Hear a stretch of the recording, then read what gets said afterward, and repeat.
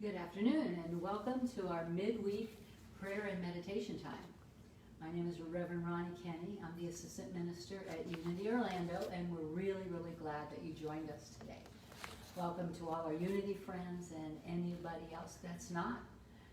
We're going to start today like we normally do with Susan Francis, prayer chaplain and board member at Unity.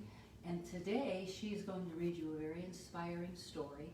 And then when she's finished, I will come back and lead you all in the meditation. So let us begin.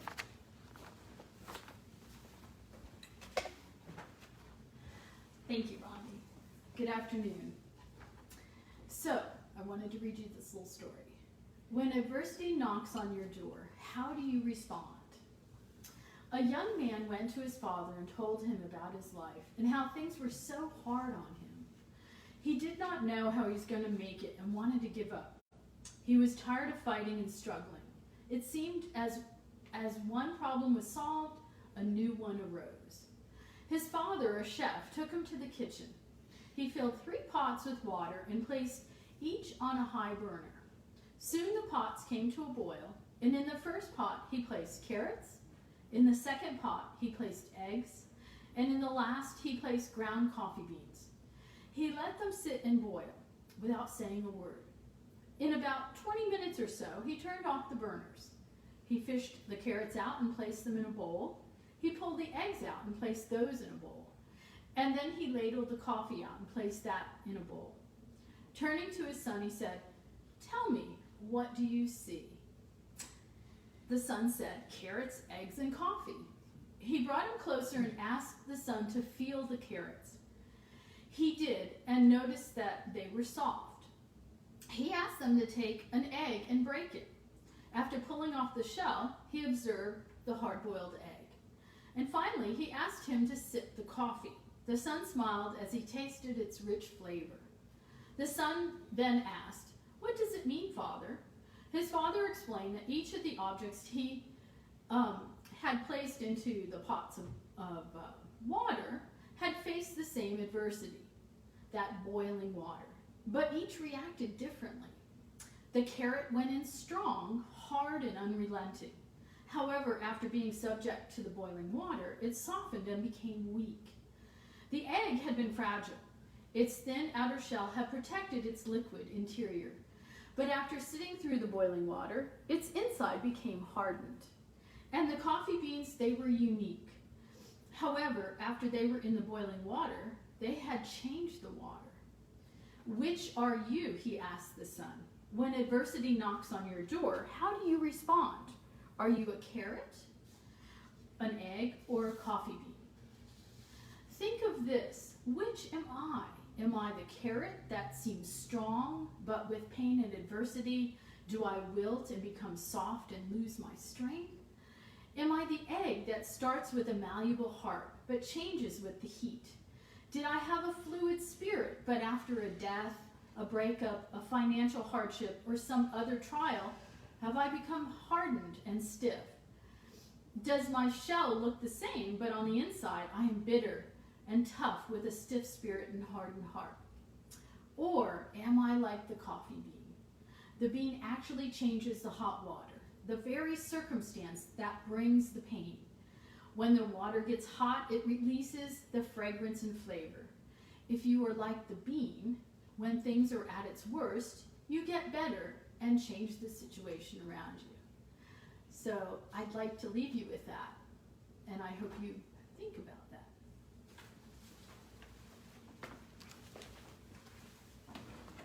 Thank you, Susan. That certainly gives us words to ponder.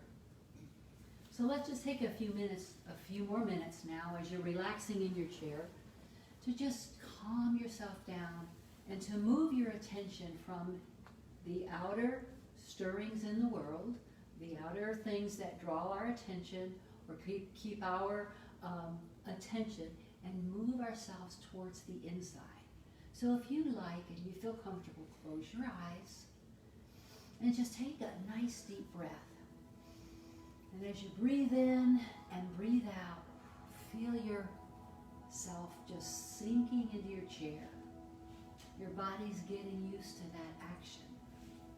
Notice that as you start to sit and the music plays and you close your eyes, can't you just feel yourself already relaxing?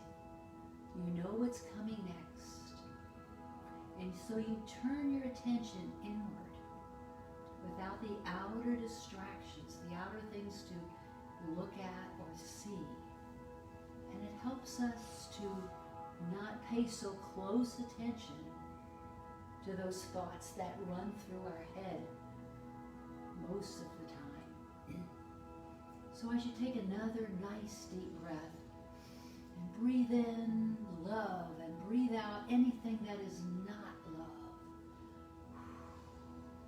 And with our inner eyes, we pay attention to the landscape within.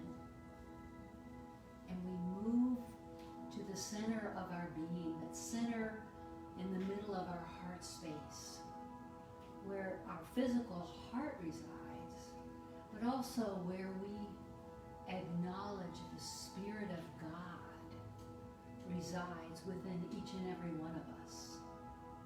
Not that it's just there, but that's what we're using now to draw our attention inward.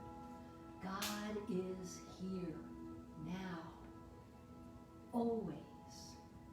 But right now, we're more aware of that presence within, that loving, centering, healing, peaceful presence of God within.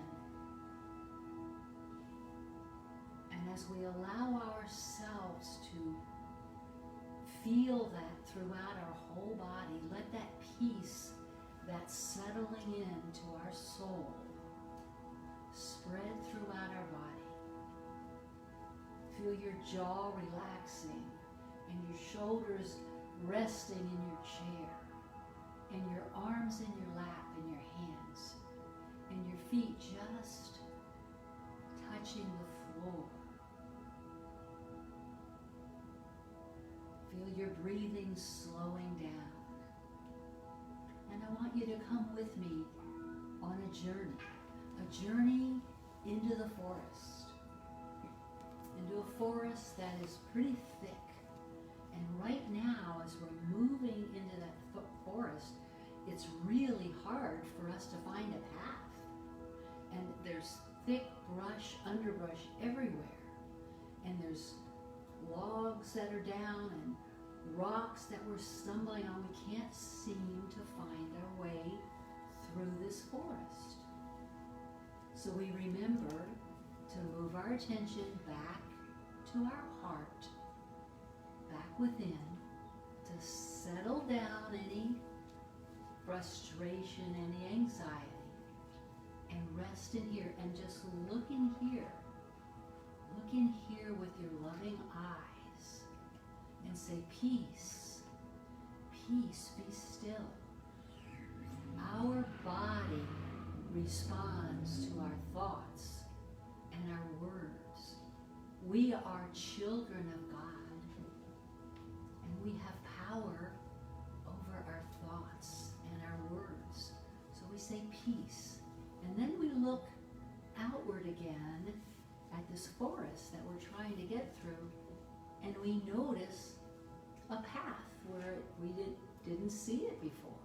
Just a small path, but we start following it, and we wind our way through this forest. And before we know it, we're noticing the sounds, the birds, the woodpeckers, little critters, little chipmunks running here or there, squirrels. Nothing to alarm us. And as we follow through this path, all of a sudden, an open meadow is before us. This beautiful, green, thick, lush, open meadow with lavender and wildflowers growing. And we can smell that sweet scent of sage and sweetgrass. And the sky is brilliantly blue with white puffy clouds. And we can can see in the distance across the meadow a mountain rising up out of the earth. And the beauty is so overwhelming that it takes our breath away for a moment. And we're stunned. And then we find ourselves moving out into this meadow and finding a patch where we can sit down and settle in for a while. And we see well across the meadow, there's some wild deer with little fawns, and they're grazing, and they notice us, but they know we're safe. They are safe. They know that they are safe because they can feel the peace that is within us. They can feel it, they know. And way far away, where it looks like there might be a lake, we can hear children playing, just way far in the distance. And the peace of this place, the peaceful feeling, is overwhelming. But we also notice there's a different energy there, not just peaceful energy, but there's a feeling in the air. It's almost palpable. Like the feeling you get when you put your hands together and you move them apart, just slightly apart, that energy between your hands. And you recognize it. Oh, that's the healing energy that it comes from within my body, and it's so thick in this meadow that it's very clear we are to do something with this energy.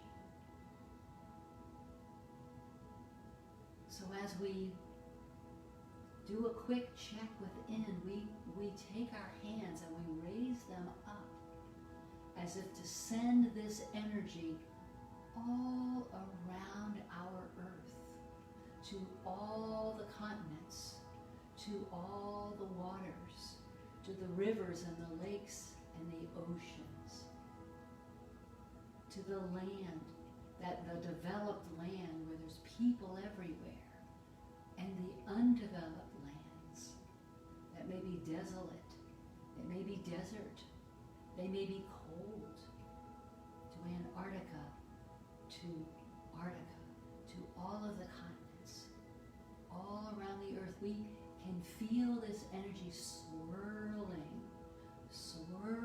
around our earth. And we can feel something changing. And we know that we are to do more with this energy, so we specifically send it to every person on earth. Every person that is walking around this earth or alive, babies and people that are in beds they can't get up or they're sick. We send this healing energy, and we know that it's reaching each and every person. And no matter what, if they're just a little bit off, if we just need a little pick-me-up because we have the sniffles, or if we're very sick, or maybe even this COVID, we send this energy to these people. We feel the change in the air because we know it is being spread in a different way. And from this loving space inside of us, we can feel it flowing, and we, in a way that is not depleting our energy. We are actually being energized by this. And we know that we are energizing Mother Earth. We are helping to heal anything that needs to be healed on Mother Earth, from the cities to the mountains, to the lakes, to the waters. Everything is being affected. And so as we feel this, we can feel the trees. Actually, we can feel the breeze that's blowing in this meadow as a result of this energy being swept around the earth. this gentle breeze that is coming off this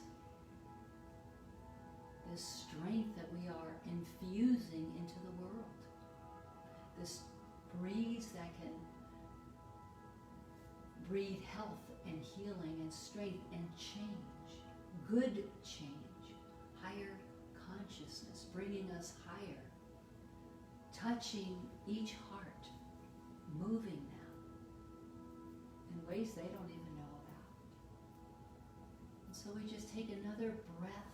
We look around, we say thank you for the beauty and the experience that we've had here, this incredible flow of energy, and like the living waters are moving through us as healing energy. And so as we come back to our rooms where we started a few moments ago, we can feel ourselves being rejuvenated, being lifted up, being infused with an energy like we've not seen and felt before recently. And so we know that this is available for us.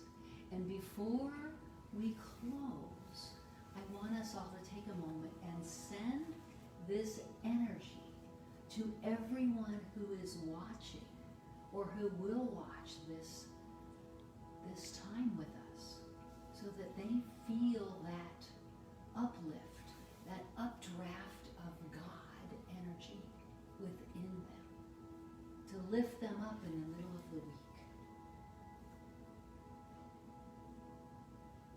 And so as we bring our hands back together in gratitude and in grace, we say thank you. Thank you, God, for bringing us together, for lifting us up, for reminding us who we are. Children of God that are here to spread your love and your peace and your healing. And as we spread it, more comes to us. And so with grateful, grateful hearts, we say thank you. Thank you, God. Amen. And so as you allow yourself to be where you are, I want to thank you again for being with us, for joining us today, for coming together in our midweek time so that we can connect and we can remember ourselves and know that we are still one. We are one together. We want to remind you that Sunday is we're going to do our talk. Reverend Bob is going to, we're going to live stream at 9:15. His talk title on Mother's Day is Entanglement.